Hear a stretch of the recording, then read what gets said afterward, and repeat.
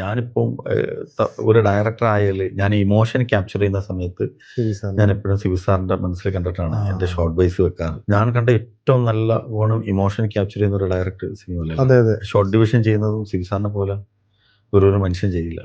നിങ്ങൾക്ക് സിനിമ ചെയ്യണമെന്നുണ്ടെങ്കിൽ നിങ്ങൾ വേറെ ആരെങ്കിലും ഒന്ന് എഴുതിക്കും, ഞാനത് കറക്റ്റ് ചെയ്യാന്ന് പറഞ്ഞു. പക്ഷേ അങ്ങനെ ഒരാളെ കണ്ടെത്താൻ പറ്റിയില്ല. പിൽക്കാലത്ത് ബഷീർ എന്നോട് പറഞ്ഞു, ഗഫൂർ അറക്കൽ എന്ന് പറഞ്ഞിട്ട് ഒരു നോവലിസ്റ്റ് ഉണ്ട് കോഴിക്കോടുള്ള, അയാളോട് ഇത് പറഞ്ഞാൽ അയാൾ അത് എഴുതാന്ന് പറഞ്ഞു. പക്ഷെ അയാൾ ഒരു സ്ക്രീൻ പ്ലേ എഴുതിയൊന്നും പരിചയമില്ലാത്ത ഒരു പാവ മനുഷ്യനാണ്, പാവ ഒരു എഴുത്തുകാരനാണ്. ഒരു 3 മാസമൊക്കെ കഴിയുമ്പോൾ ഇവർ എന്നെ വിളിക്കുമ്പോൾ 20 സിനിമ ചെയ്യാനുള്ള സ്ക്രീൻ പ്ലേ ഉണ്ട്, അത്രയും എഴുതി വെച്ചിരിക്കണം. നോവൽ എഴുതിയ ഒരു മനുഷ്യൻ. ബാക്കി ഇത് അടക്കി പറക്കാനൊന്നും അറിയില്ല. പക്ഷെ അയാൾ എഴുതുന്ന സമയത്ത് അയാളുടെ വീട്ടുകാരോട് പറഞ്ഞിരുന്നു, ഞാൻ ഈ സിനിമയ്ക്ക് തിരക്കഥ എഴുതിയൊക്കെയാണ്. പക്ഷെ ഞാനത് കറക്റ്റ് ചെയ്യാൻ വേണ്ടി ഇരിക്കുന്ന സമയത്ത് അത് മൊത്തം എനിക്ക് മാറ്റി എഴുതേണ്ടി വന്നു. പക്ഷേ ഒരാൾ ആഗ്രഹിച്ചൊരു സിനിമയ്ക്ക് വേണ്ടി എഴുതാൻ വന്നിട്ട് അയാൾ മാറ്റി നിർത്തപ്പെടുന്നത് ശരിയല്ല എന്നുള്ളൊരു തോന്നുന്നുണ്ട്. അപ്പോൾ ബഷീർ അത് എഴുതുന്ന സമയത്ത് ബഷീർ എന്നോട് പറഞ്ഞിരുന്നു, ഒരു പണി നജീം അങ്ങനെ ഉണ്ടെങ്കിൽ നജീമിന്റെ പേരിന്റെ കൂടെ അയാളുടെ പേര് കൂടെ വെക്കാൻ പറഞ്ഞു. ഞാൻ പറഞ്ഞത് വേണ്ട.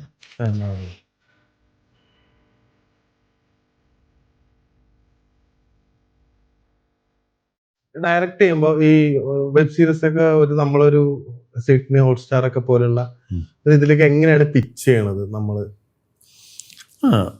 അത് ചെറിയ ടാസ്ക് ആണ്. നമ്മള് സിനിമ ചെയ്യുന്ന പോലെ അല്ല സീരീസ്. കോർപ്പറേറ്റുകളോട്ട് നിങ്ങൾ എന്തെങ്കിലും ഒരു പരിപാടിക്ക് പോകുന്നത് സിനിമ പോലെ ഈസി അല്ല. എല്ലാവരും വിചാരിക്കുന്ന വെബ് സീരീസ് ഭയങ്കര ഈസിയാണെന്ന്. ഈസി അല്ല ആക്ച്വലി.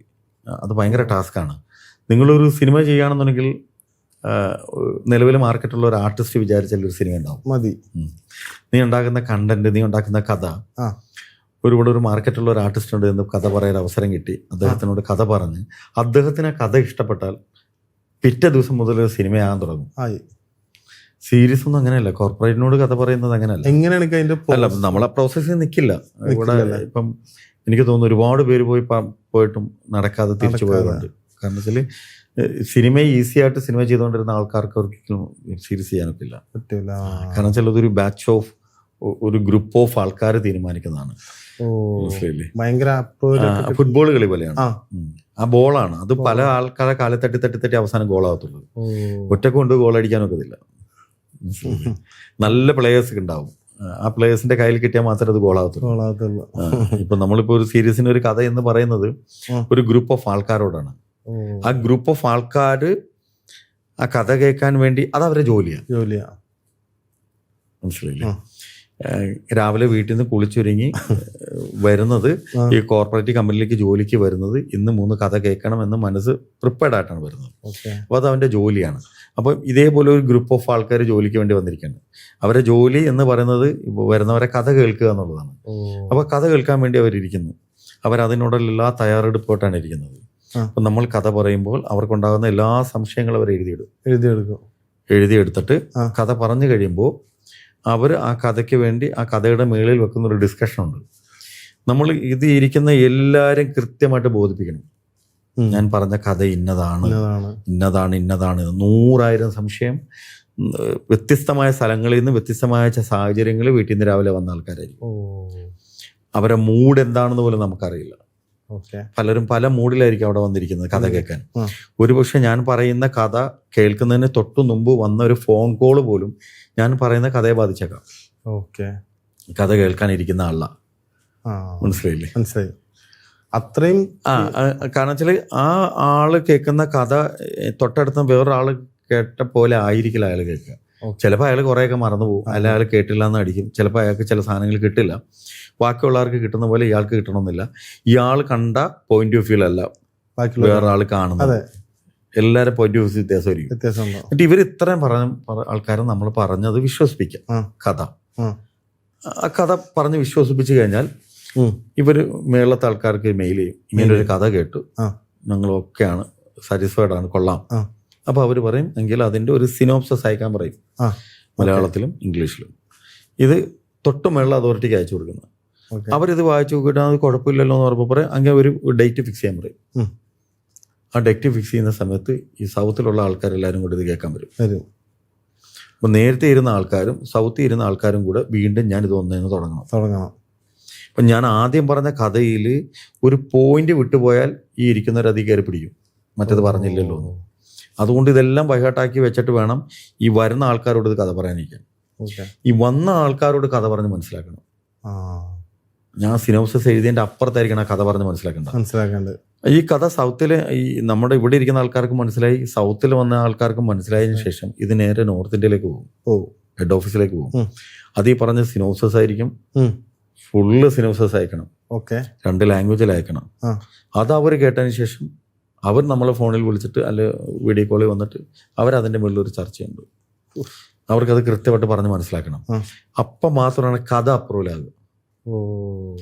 ആ കഥ അപ്രൂവൽ ആയി കഴിഞ്ഞാൽ അവർ പറയും ഇതിൻ്റെ തിരക്കഥ കംപ്ലീറ്റ് ഉണ്ടാക്കാൻ പറയും, എപ്പിസോഡ് ബൈ എപ്പിസോഡ് തിരക്കഥ ഉണ്ടാക്കാൻ പറയും. അപ്പം നമ്മൾ മാറുന്നിട്ട് ഈ തിരക്കഥ എഴുതണം എപ്പിസോഡ് ബൈ എപ്പിസോഡ്. എന്നിട്ട് ഇതേ പൈപ്പ് ലൈൻ തന്നെ ആദ്യം തിരക്കഥ കംപ്ലീറ്റ് ഇവിടെ ഉള്ളവരെ ഏൽപ്പിക്കണം. അവരതിൻ്റെ അകത്ത് 100 പറഞ്ഞ പോലെ 100 ചർച്ചകളും ബോളും ഒക്കെ വെച്ച് അവർ ആ തിരക്കഥ ലോക്ക് ചെയ്യും. വീണ്ടും ഈ സൗത്തിലെ ഹെഡ് ആൾക്കാർ വരും, അവർക്ക് ഇത് അയച്ചു കൊടുക്കണം. അവർ അയച്ചതിന് ശേഷം അത് അവർ നേരിട്ട് വരും, നേരിട്ട് ഇത് കംപ്ലീറ്റ് പറഞ്ഞ് മനസ്സിലാക്കി കൊടുക്കണം. എന്നിട്ട് ഇത് കൃത്യമായിട്ട് നമ്മൾ നോർത്തിലേക്ക് അയച്ചു കൊടുക്കണം, ഹെഡ് ഓഫീസിലേക്ക്. അവരിതിൻ്റെ മേളിൽ ചർച്ച ചെയ്ത് ഒക്കെ കഴിഞ്ഞ് ഇവരുടെ സംശയങ്ങളൊക്കെ തീർത്തതിന് ശേഷം പറയും വിത്ത് ഡയലോഗ്സ് തരാൻ പറയും. ഇനി ഈ തിരക്കഥ കൊണ്ടുവന്നിട്ട് വീണ്ടും വിത്ത് ഡയലോഗ്സിൽ എഴുതി തുടങ്ങി. മനസ്സിലായില്ലേ? ഇത് ഫുള്ള് എഴുതിയതിന് ശേഷം ഈ ഫുള്ള് ബൈൻഡഡ് സ്ക്രീൻ പ്ലേ ഇവിടെ കൊടുക്കണം, ഇവിടെ ഉള്ളവരെല്ലാവരും വായിക്കണം. വായിച്ച് അതിൻ്റെ അകത്ത് സംശയങ്ങൾ കംപ്ലീറ്റ്, അതിനകത്ത് ബഡ്ജറ്റ് ഉൾപ്പെടെ ആയിരിക്കും, ആർട്ടിസ്റ്റ് ഉൾപ്പെടെ ആയിരിക്കും അവർ അത് കേൾക്കുന്നത്.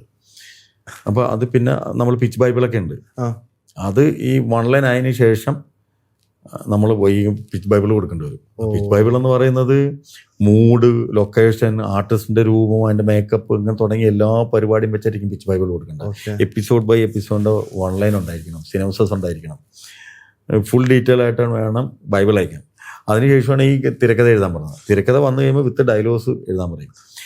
വിത്ത് ഡയലോഗ്സ് എഴുതിയതിന് ശേഷം ഇവിടെ ഉള്ളവർ വായിച്ച് ഇവർ ഓക്കെ ആയതിനു ശേഷം ഈ സാധനം ഇംഗ്ലീഷിലേക്ക് ആക്കണം. ഇംഗ്ലീഷിലാക്കിയിട്ട് സൗത്തിലുള്ള ആൾക്കാരെ അയച്ചു കൊടുക്കണം. അവർ വായിച്ച് അവർക്ക് തൃപ്തിപ്പെട്ട് അതിൻ്റെ ഇടയിൽ 100 ഡിസ്കഷനും 100 മാറ്റി എഴുത്തൊക്കെ ഉണ്ടാവും. അത് ഓക്കെ അതിന് ശേഷമാണ് അത് നോർത്തിലേക്ക് പോകുന്നത്. ഈ നോർത്തിലേക്ക് പോയി അത് അപ്രൂവൽ വന്നാൽ മാത്രമേ ഇവിടെ ബഡ്ജറ്റ് ഇടാൻ പറ്റും. പിന്നെ മാറി ബഡ്ജറ്റിന് ഇരിക്കും. ബഡ്ജറ്റ് ചെയ്യുമ്പോൾ കാസ്റ്റിംഗിൽ ഇരിക്കണം. ഈ കാസ്റ്റിംഗിൽ മെയിൻ കാസ്റ്റിംഗിലൊക്കെ അവർ അപ്രൂവൽ വാങ്ങണം. എല്ലാ കാസ്റ്റിംഗും അവർ മെയിൻ കാസ്റ്റിംഗിലെല്ലാം അവർ അപ്രൂവൽ വേണം. അപ്രൂവൽ മാത്രമല്ല ഈ കാസ്റ്റിംഗ് ചെയ്യുന്ന ആർട്ടിസ്റ്റിന്റെ എഗ്രിമെന്റും കൂടെ വേണ്ടി വരും. മനസ്സിലായില്ലേ? നല്ല ടൈം എടുക്കും. ഇതെല്ലാം കഴിഞ്ഞിട്ട് അപ്രൂവലിന് ശേഷമാണ് അവർ ഷൂട്ടിംഗ് പെർമിഷൻ തരുന്നത്. അപ്പോൾ കൊടുക്കുമ്പോൾ വിത്ത് ലൊക്കേഷൻ വരെ കൊടുക്കുന്നു. അപ്പം ക്ഷമയില്ലാത്തവർക്ക് പറഞ്ഞ പറ്റിയ പരിപാടിയല്ല. നല്ല കഷ്ടപ്പാടാണ്. ക്ഷമ ഭയങ്കരമാണ്.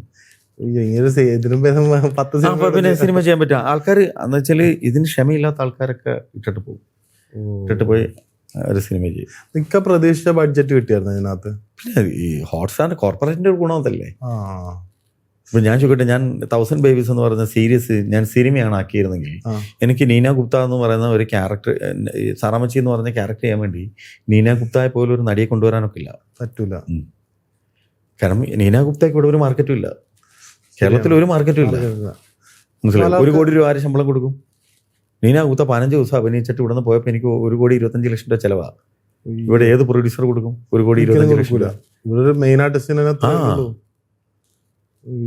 ഞാൻ 1000 ബേബീസിന്റെ ചർച്ചയ്ക്ക് ഇരുന്നപ്പോൾ നീന ഗുപ്തയെ കൊണ്ട് ആര് ചെയ്യിപ്പിക്കണമെന്ന് പറയുമ്പം എൻ്റെ പ്രൊഡ്യൂസറിന്റെ ഒരു മഹാനായ ഒരു വിദ്വാൻ പറഞ്ഞത് കോവൈ സാറിനെ കൊണ്ട് ചെയ്യിക്കാന്ന്. കാരണം അങ്ങനെ ചിന്തിക്കുന്നവരാണ് ഈ പ്രൊഡക്ഷന്റെ കൂടെ ഉള്ളവര്. അവർക്ക് അതിന്റെ മാർക്കറ്റിങ്ങോ ആ ക്യാരക്ടറിന്റെ ഡെപ്തോ ഒന്നും അറിയത്തില്ല, ചുമ്മാ ഇരുന്ന് പറയുന്നത് കോവൈ സാറിനെ കൊണ്ട് ചെയ്യിക്കാം. ഉദ്ദേശിച്ചൊരു സാധനം ക്ലാസിന്റെ വ്യത്യാസമുണ്ട്. താങ്ങാൻ കുറച്ച് പണിയാണല്ലോ ഈ പറഞ്ഞ. അങ്ങനൊന്നുമില്ല. നമ്മള് പ്രൊഫഷണൽ ആണ്, അവരും പ്രൊഫഷണൽ ആണ്. നമ്മൾ പ്രൊഫഷണൽ അല്ലേ, അവരും പ്രൊഫഷണൽ അല്ല. പിന്നെ ഈ റഹ്മാനിലേക്ക് എത്താൻ എങ്ങനെ വേറെ ആർട്ടിസ്റ്റിനെ ആദ്യം പ്ലാൻ ചെയ്തിട്ടുണ്ടായിരുന്നോ? ഇല്ല, അങ്ങനല്ല. റഹ്മാൻ സാറിന്റെ ഒരു ഗുണം വെച്ചാൽ ഒരു ഇന്റർനാഷണൽ ഫേസ് ആണ്.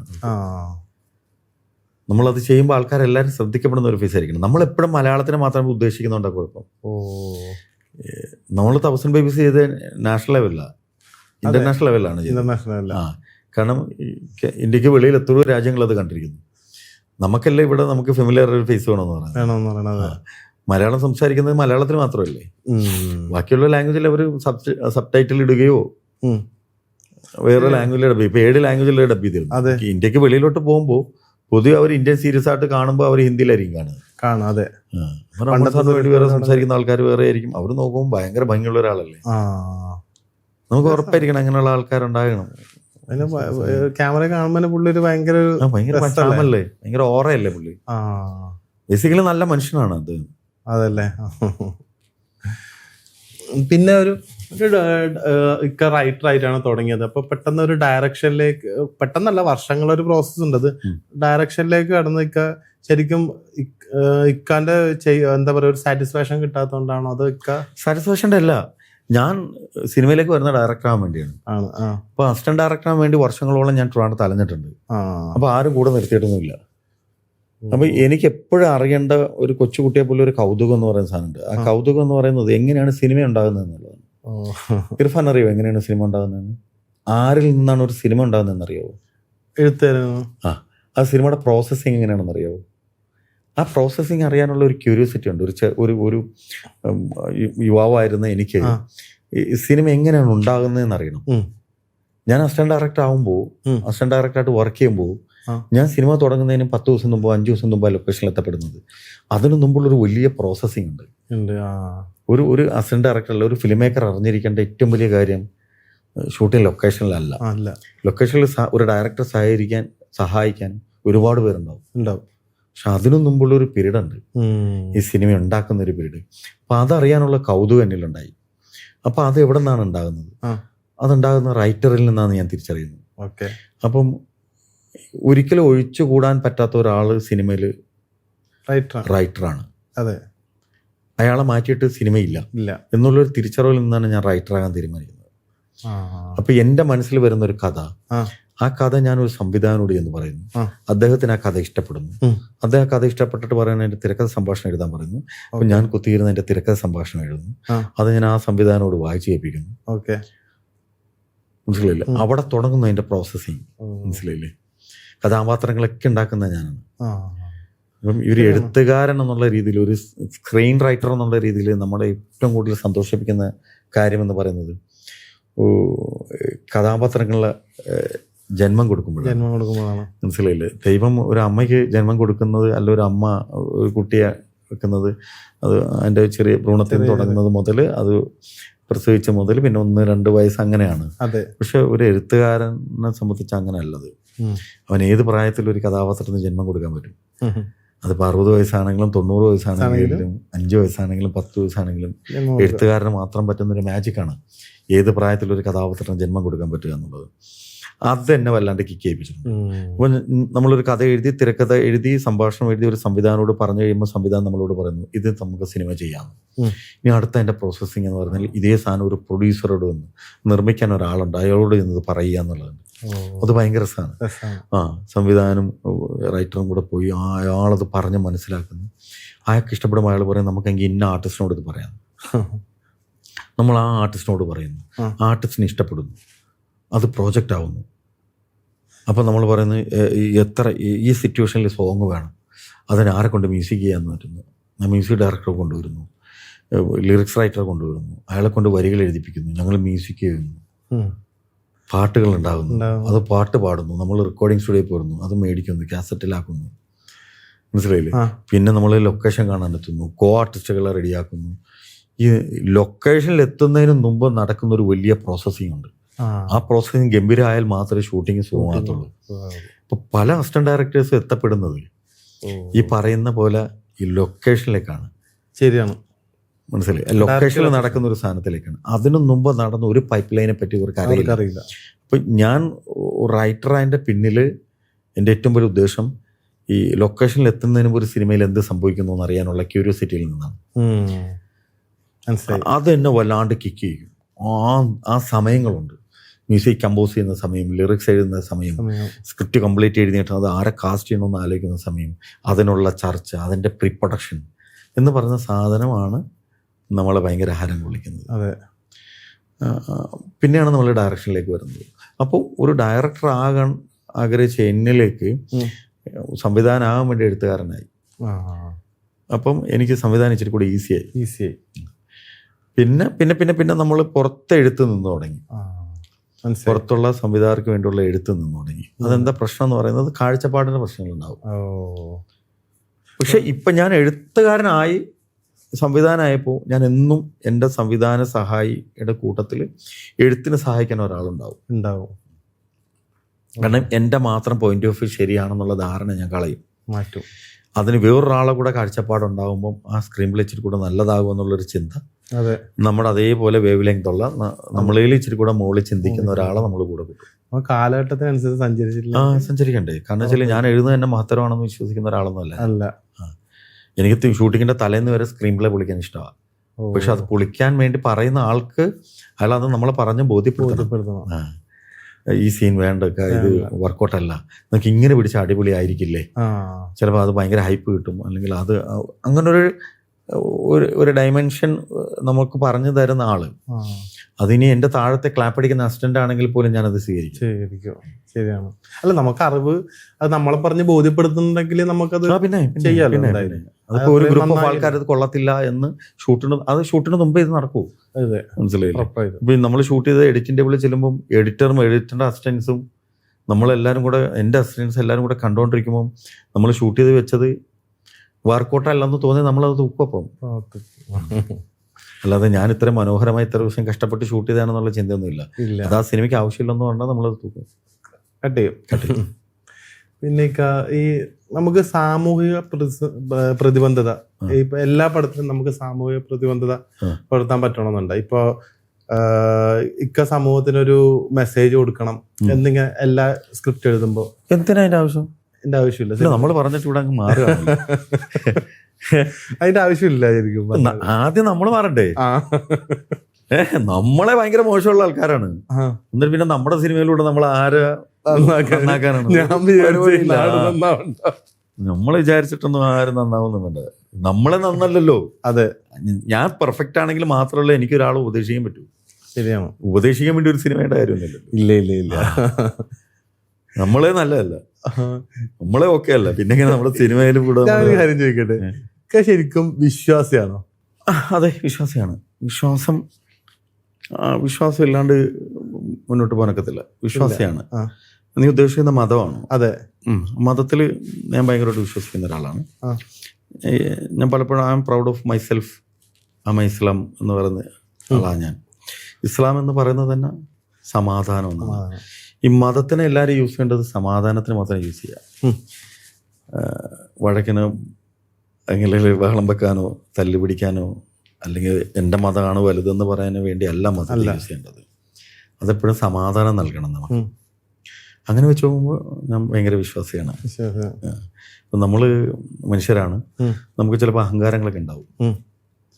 നമ്മൾ വലിയവനാണെന്നുള്ള ചിന്ത ഉണ്ടാവും. നമ്മൾ നാളെ 10 പേര് തിരിച്ചറിയുമ്പോൾ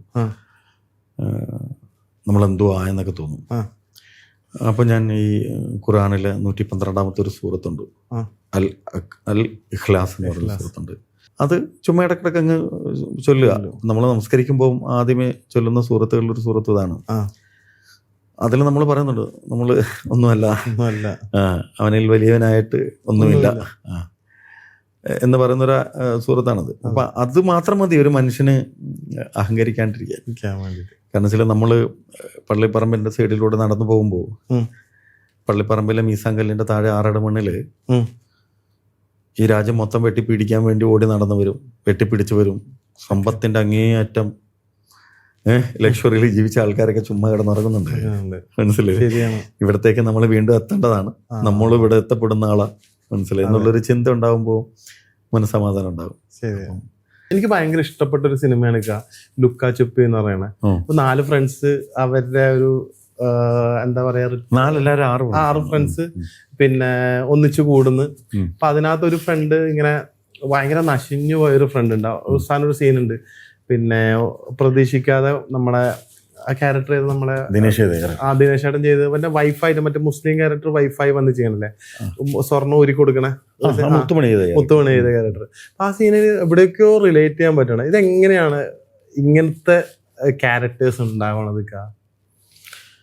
അല്ല, ഇത് നമ്മൾ എഴുതാനിരിക്കുന്ന സമയത്ത് ഇത് ആക്ച്വലി ബഷീറിൻ്റെ ഒരു കഥയാണ്. എൻ്റെ ഡയറക്ടർ ബഷീറിൻ്റെ ആണ് എൻ്റെ കഥ.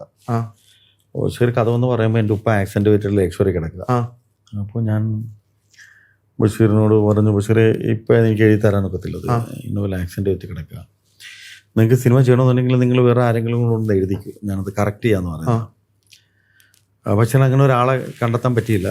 പിൽക്കാലത്ത് ബഷീർ എന്നോട് പറഞ്ഞു, ഗഫൂർ അറക്കൽ എന്ന് പറഞ്ഞിട്ട് ഒരു നോവലിസ്റ്റ് ഉണ്ട് കോഴിക്കോടുള്ള, അയാളോട് ഇത് പറഞ്ഞ് അയാളത് എഴുതാമെന്ന് പറഞ്ഞു.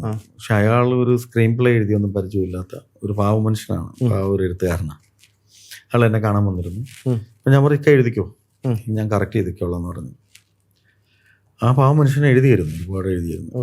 കുറെ ഒരു 3 മാസമൊക്കെ കഴിയുമ്പോൾ ഇവർ എന്നെ വിളിക്കുമ്പോൾ പുള്ളി ഒരു വലിയ 20 സിനിമ ചെയ്യാനുള്ള സ്ക്രീൻ പ്ലേ ഉണ്ട്, അത്രയും എഴുതി വെച്ചിരിക്കണം. നോവൽ എഴുതിയ ഒരു മനുഷ്യൻ. ആക്കിയത് അടക്കി പറക്കാനൊന്നും അറിയില്ല.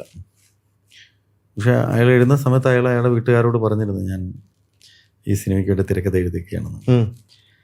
പക്ഷെ ഞാനത് കറക്റ്റ് ചെയ്യാൻ വേണ്ടി ഇരിക്കുന്ന സമയത്ത് അത് മൊത്തം എനിക്ക് മാറ്റി എഴുതേണ്ട വന്നു. പക്ഷേ ഒരാൾ ആഗ്രഹിച്ചൊരു സിനിമയ്ക്ക് വേണ്ടി എഴുതാൻ വന്നിട്ട് അയാളെ മാറ്റി നിർത്തപ്പെടുന്നത് ശരിയല്ല എന്നുള്ളൊരു തോന്നൽ എനിക്കുണ്ടായിരുന്നു. അപ്പോൾ ബഷീർ അത് എഴുതുന്ന സമയത്ത് ബഷീർ എന്നോട് പറഞ്ഞിരുന്നു, ഒരു പണി നജീം, അങ്ങനെ ഉണ്ടെങ്കിൽ നജീമിൻ്റെ പേരിൻ്റെ കൂടെ അയാളുടെ പേര് കൂടെ വെക്കാൻ പറഞ്ഞു. ഞാൻ പറഞ്ഞത് വേണ്ട, കാരണം അത് അയാളുടെ പേര് തന്നെ ഇരുന്നോട്ടെ അതിനകത്ത്.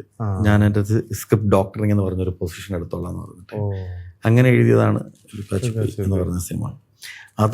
അതൊരു റിയാലിറ്റിയാണ്, എല്ലാ മനുഷ്യരിലും ഉണ്ടാകുന്ന റിയാലിറ്റിയാണത്. ബഷീർ പറയുന്ന സമയത്ത് ബഷീർ അതിൻ്റെ പ്രണയത്തിൻ്റെ ഒരു ഏരിയയാണ് ബഷീർ കഥയായിട്ട് പറയുന്നത്. അതിൻ്റെ അകത്ത് സബ് വന്ന കഥകളൊക്കെ പിന്നീട് നമ്മൾ ഉണ്ടാക്കിയ കഥകളാണ്.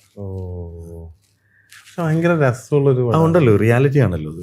അതെ, നമുക്ക് ഒരു ദിവസം സംഭവിക്കുന്ന ഒരു സംഭവം, ഒരു കഥയാണ് ശരിക്കും പറഞ്ഞാൽ. അത് ഈ ഫ്രണ്ട്സിന്റെ ഇടയിൽ അങ്ങനെ സംഭവിക്കാം, മനസ്സിലായില്ലേ? അതിപ്പോ നമ്മുടെ കൂടെ പഠിച്ച ആൾക്കാരുണ്ട്. പണ്ട് എനിക്ക് എറണാകുളത്തുനിന്ന് ഞാൻ ഇതേപോലെ ആലപ്പുഴയിലേക്ക് കാറൊന്നും ഇല്ലായിരുന്ന സമയം തോന്നുന്നു, ഞാൻ എൻ്റെ 1 or 2 പടം ഇറങ്ങിയ സമയമാണ്. ഞാൻ രാത്രി വന്നിട്ട് ബസ് ഇറങ്ങുന്നു ആലപ്പുഴ ചോക്കോട്ട പാലത്തിൻ്റെ അവിടെ. ഇപ്പോൾ രാത്രി ഒരു ഓട്ടോ പിടിക്കുന്ന, ഒരു ഓട്ടോയിൽ കയറുന്നു. ഓട്ടോ മൂവ് ചെയ്ത് കഴിയുമ്പോഴാണ് ആ വണ്ടി ഓടിക്കുന്ന ഒരാളെ എനിക്ക് മനസ്സിലാകുന്നത്. ഇയാളെ എനിക്ക് കൃത്യമായിട്ട് മനസ്സിലായി. ഇയാൾ പക്ഷേ എനിക്ക് പിടിത്തരുന്നില്ല. ഇറങ്ങാൻ നേരത്തെ കാശ് വന്നപ്പോൾ ഞാൻ പറയടാ, നീ ഇന്ന ആളല്ലേ എന്നാണ്. അവൻ എന്നും പറയണം പോയി കളഞ്ഞ്, എന്നോട് മിണ്ടിയില്ല. എന്താ കാര്യം എന്ന് വെച്ചാൽ, ഞാൻ ക്ലാസ്സിൽ പഠിക്കുന്ന സമയത്ത് എണ്ണം തികയ്ക്കുന്ന ഒരു സ്റ്റുഡൻറ്റ് മാത്രമായിരുന്നു. എല്ലാ വിഷയത്തിനും തോക്കുന്ന, പഠിക്കാനൊന്നും അത്ര മിടുക്കാനല്ലാത്ത, ജസ്റ്റ് പാസ്സാകുന്ന ഒരാളായിരുന്നു. പക്ഷെ ഓട്ടോ അടിച്ച ആള് എൻ്റെ ക്ലാസ്സിലെ ഫസ്റ്റ് റാങ്കുകാരനാണ്. ശരിയാണ്. 10th ഒക്കെ പഠിക്കുന്ന സമയത്ത് അവൻ ഏറ്റവും നല്ല പഠിച്ചുകൊണ്ടിരുന്ന ഒരാളാണ്. പിൽക്കാലത്ത് അയാൾ കോളേജിലൊക്കെ പോയി വേറെ വഴിയിലൂടെയൊക്കെ സഞ്ചരിച്ച് ആകെ നാശമായിട്ട് പിന്നെ ഒരു ഓട്ടോക്കാരനായി മാറിയതാണ്. അപ്പം പിൽക്കാലത്ത് ഞാൻ എഴുത്തുകാരനായി, ഞാൻ സിനിമാക്കാരനായി. അപ്പം അവനത് എന്നെ ഫേസ് ചെയ്യാനൊക്കുന്നില്ല, എനിക്ക് മനസ്സിലായി. അതൊരു പക്ഷെ ദിനേശിന്റെ ക്യാരക്ടർക്ക് നന്നായി ചെയ്തിട്ടുള്ളൂ. അതൊരു പരിധിവരെ എഴുതിയപ്പോൾ എനിക്കത് കിട്ടിയിട്ടുണ്ട്. CP സാറുമായിട്ട് എങ്ങനെയാണ് ഒരു അസിസ്റ്റ് ചെയ്തിട്ടുണ്ട്? ഫസ്റ്റ് ഇക്കാക്ക് അസിസ്റ്റ് ചെയ്യാനോ ഈ ഇത് തരുന്ന ആരാണ് ശരിക്കും പറഞ്ഞാല്? അവസരം അങ്ങനെയല്ല. ഞാൻ ട്രിവാൻഡ്രത്തൊക്കെ പോയിട്ട് അസിസ്റ്റന്റ് ഡയറക്ടറാൻ വേണ്ടി ഒരുപാട് സംവിധായകരോട് കയറി ഇറങ്ങണം. ഇന്നത്തെ പോലെ എളുപ്പമല്ലല്ലോ. അല്ലല്ല, ഒന്നുമല്ല. അതൊരു വലിയ എപ്പിസോഡായിട്ടൊക്കെ പറയാൻ പറ്റുന്ന ഒരുപാട് കഥകളുണ്ട്. ഞാൻ അസിസ്റ്റന്റ് ഡയറക്ടർ ആകാൻ വേണ്ടി നടക്കാഞ്ഞിട്ട് പിന്നെ ഞാൻ ജൂനിയർ ആർട്ടിസ്റ്റ് ആയി സിനിമ പഠിക്കാൻ വേണ്ടി. കാരണം ജൂനിയർ ആർട്ടിസ്റ്റ് ആയുള്ള ഒരു ഗുണം എന്ന് വെച്ച് കഴിഞ്ഞാൽ അതിന് പൈസ കിട്ടും, ആഹാരമുണ്ട്. പൈസ എപ്പോഴും അന്നത്തെ കാലത്ത് ജൂനിയർ ആർട്ടിസ്റ്റ് ആയിട്ട് നമ്മുടെ ഇന്നൊക്കെ തലവെട്ടി ആൾക്കാർ വാങ്ങിയെടുക്കും പോകുമായിരുന്നു. നമുക്കൊന്നും കിട്ടില്ല, പക്ഷെ ആഹാരം കിട്ടും. മാത്രമല്ല സിനിമ പഠിക്കാൻ പറ്റും. അവിടെ നടക്കുന്നിടത്തൊക്കെ നമുക്ക് പോയി നോക്കി നിൽക്കാമല്ലോ. അങ്ങനെ ഞാൻ ട്രിവാൻഡ്രത്ത് വെച്ച് പല പടങ്ങളിലും പോയിട്ടുണ്ട്. അസിസ്റ്റന്റ് ഡയറക്ടർ ആവാനൊന്നും നിർത്തിട്ടില്ല. കഥ പറയാൻ പോയിട്ടാണ് സിബി സാറോട്ട് കൂട്ടാണ്. അങ്ങനെ സിബി സാറിന് വേണ്ടി കഥ എഴുതാൻ തുടങ്ങി. സിബി സാറോട്ടുള്ള ഒരു ഇരിപ്പോഷൻ വെച്ചിട്ട് സാറ് കൂടെ നിന്നോളാൻ പറയുന്നു. അങ്ങനെയാണ് ഞാൻ സാറിന്റെ കൂടെ അസിസ്റ്റന്റ് ആകുന്നത്. നല്ലൊരു മനുഷ്യനാണ്. നമ്മള് ആ കാലഘട്ടത്തില് നമ്മൾ കഥ പറയുന്ന സമയത്ത് ഏറ്റവും നമ്പർ 1 ഡയറക്ടറാണ്. എനിക്ക് എഴുതേണ്ട സാധനങ്ങൾ റിയാലിറ്റി ആയിട്ട് ബന്ധമുള്ളതുകൊണ്ട് പുള്ളിയും അങ്ങനത്തെ ഒരു സ്റ്റോറി അങ്ങനെ സിനിമ ചെയ്യുന്ന ഒരാളാണല്ലോ. നമുക്ക് ഭയങ്കര ഇഷ്ടമുള്ള സംവിധാനം. ഇപ്പൊ ഞാനിപ്പം ഒരു ഡയറക്ടർ ആയാൽ ഞാൻ ഇമോഷൻ ക്യാപ്ചർ ചെയ്യുന്ന സമയത്ത് ഞാൻ എപ്പോഴും സിബി സാറിന്റെ മനസ്സിൽ കണ്ടിട്ടാണ് എൻ്റെ ഷോർട്ട് ബേസ് വെക്കാറ്. ഞാൻ ഷോർട്ട് മാർക്ക് ചെയ്യുന്ന സമയത്ത് ഇമോഷൻ ഷൂട്ട് ചെയ്യുന്ന സമയത്ത്. കാരണം ഞാൻ കണ്ട ഏറ്റവും നല്ല ഓണം ഇമോഷൻ ക്യാപ്ചർ ചെയ്യുന്ന ഒരു ഡയറക്ടർ സിനിമയിലാണ്. ഷോർട്ട് ഡിവിഷൻ ചെയ്യുന്നതും സിബിസാറിനെ പോലെ വേറൊരു മനുഷ്യൻ ചെയ്യില്ല. കാരണം നമ്മൾ കണ്ട എല്ലാ മനോഹരമായ സിനിമകളും സിബിസാറിന്റെ എല്ലാ മനോഹരമായ സിനിമകളിലും സിബിസാർ ഇമോഷൻ ക്യാപ്ചർ ചെയ്ത പോലെ വേറൊരു സംവിധാനം ചെയ്തിട്ടില്ല. അതുകൊണ്ട് ഞാനിപ്പോഴും സിനിമ ചെയ്യുമ്പോൾ അല്ലെ സ്ക്രീൻ പ്ലേ കൈ കിട്ടുമ്പോൾ ഇമോഷൻ എങ്ങനെ ഷൂട്ട് ചെയ്യണോ എന്നുള്ളത് മനസ്സിൽ സിബിസാറിനെ വിചാരിച്ചോട്ടുണ്ടായിരിക്കും ഷോട്ട് മാർക്ക് ചെയ്യുക. മമ്മൂക്കായിട്ടുള്ള അടുപ്പം എങ്ങനെയൊക്കെ? മമ്മൂക്കായിട്ട് നല്ല അടുപ്പമാണ്. മമ്മൂക്കായിട്ട് നല്ല അടുപ്പം വെച്ചാൽ മമ്മൂക്ക പലപ്പോഴും എന്നോട് നേരിട്ട് ചോദിച്ചിട്ടുണ്ട്, നീ എന്തുകൊണ്ടാണ് എന്നോട് സിനിമയ്ക്ക് കഥ പറയാൻ വരാത്തതെന്ന്. സത്യത്തിൽ മമ്മൂക്കടുത്ത് കഥ പറയാൻ പേടിയാണ്. പേടി എന്ന് പറയുന്നത് ആ മനുഷ്യൻ ഇനി ചെയ്യാനായിട്ടൊന്നുമില്ല, എല്ലാം ചെയ്ത് ഇനി അദ്ദേഹത്തിന് അത്ഭുതപ്പെടുത്തുന്ന എന്താണ് പറയാൻ പറ്റുന്നത് എന്നുള്ള കാത്തിരിപ്പാണ്. ഒരു ചിലപ്പോൾ അത് നടക്കുമെന്ന് എനിക്കറിയില്ല. പേഴ്സണലി എനിക്ക് ഒരുപാട് ഇഷ്ടമുള്ള ആളാണ്. ഐക്കാന്റെ 1000 Babies ഒക്കെ അതിന് വന്നിരുന്നു. അത് ഷാജി ചേട്ടനോട്ടുള്ള ഒരു ബന്ധത്തിന്റെ പേരിൽ വന്ന് എനിക്ക് തിരിതെളിച്ചതാണ്. പക്ഷെ ഇഷ്ടമാണ് നമുക്ക്. നല്ലൊരു ഫ്രണ്ട്ഷിപ്പ് ആണല്ലോ ശരിക്കും പറഞ്ഞാൽ. അങ്ങനൊന്നും ഇല്ല, നമുക്ക് കാണുമ്പോൾ നമ്മൾ പോയി സംസാരിക്കുന്നത്. അപ്പൊ പ്രേക്ഷകരെ ഇത്രയും സമയം എൻ്റെ പോഡ്കാസ്റ്റ് കണ്ടതിനും എന്നെ സപ്പോർട്ട് ചെയ്തതിനും താങ്ക്സ് ഉണ്ട്, നന്ദിയുണ്ട്. അപ്പോൾ എൻ്റെ ഫസ്റ്റ് ഷോയിൽ വന്ന് ഗസ്റ്റ് ആകാൻ പറ്റിയതിനും ഇക്കാൻ എനിക്ക് വിളിക്കാൻ പറ്റിയതിനും വന്നതിലും ഒരുപാട് താങ്ക്സ് ഉണ്ട്. അപ്പോൾ ഓക്കെ എനിക്ക് സന്തോഷമായി നിന്റെ ഒരു പരിപാടിയിൽ എന്നെ ആദ്യത്തെ പരിപാടിക്ക് എന്നെ വിളിച്ചതിൽ. നിന്റെ ചോദ്യങ്ങൾക്ക് ഞാൻ കൃത്യമായി മറുപടി പറയുന്നത് ഞാൻ വിശ്വസിക്കുന്നു. അപ്പോൾ സന്തോഷം. നിന്റെ എല്ലാ പ്രോഗ്രാമുകളും ഗംഭീരമായിട്ട്, എന്നെ പോലുള്ള ഇനിയും ഇതിലും നല്ല ഗസ്റ്റുകളെ നിനക്ക് കൊണ്ടുവരാൻ പറ്റട്ടെ. നിന്റെ ഈ പരിപാടി അതിഗംഭീരമാകട്ടെ. എനിക്ക് ഇക്കാലം ഫസ്റ്റ് ഗസ്റ്റ് ആക്കാൻ പറ്റിയ ഒരുപാട് നീ റെഡി ആയിട്ട് ഹാപ്പിയാണ് ഞാൻ. ഫസ്റ്റ് തന്നെ ഇക്കാനെ വിളിച്ച് എനിക്ക് ഇതുപോലുള്ള ഒരു പോഡ്കാസ്റ്റ് സെറ്റ് ചെയ്യാൻ പറ്റിയതിനും ഇക്ക സഹകരിച്ചതിന്. കാരണം ഞാൻ വിളിച്ചപ്പോ തന്നെ ഇക്ക എന്നോട് പറഞ്ഞ ഓക്കെ നീ എന്തിനാണെന്ന് അറിയില്ല, സിനിമയിൽ ചാൻസ് വെച്ച് വരത്തില്ലല്ലോ. എന്നെ പറ്റിച്ച പോലെ അതെങ്ങനെ പറ്റിക്കാണ്ടിരിക്കും? മര്യാദ ഒരു ഇൻട്രോ കൊടുക്കാൻ പോലും അറിയാത്തവനാണ് അല്ലേ? ഇതൊക്കെ കട്ട് ചെയ്ത് കിട്ടോ? മര്യാദ ഒരു ഇൻട്രോ കൊടുക്കാൻ അറിയാത്തൊരു ചോദ്യം ചോദിക്കാത്ത ഞാൻ ഇനി അഭിനയിക്കാൻ വേഷം തരണം അല്ലടാ? അതെന്ന് പറയണ്ട, അടുത്ത പടത്തിൽ എനിക്ക് ചാൻസ് ഉണ്ടാണ്. ആദ്യം വീണ്ടും നീ നല്ലവണ്ണം ഇൻട്രോ ഒരു 10 പ്രാവശ്യം എടുക്കാന്ന് പറയും. അല്ല അത് ഞാൻ കണ്ടോ. Okay, thank you.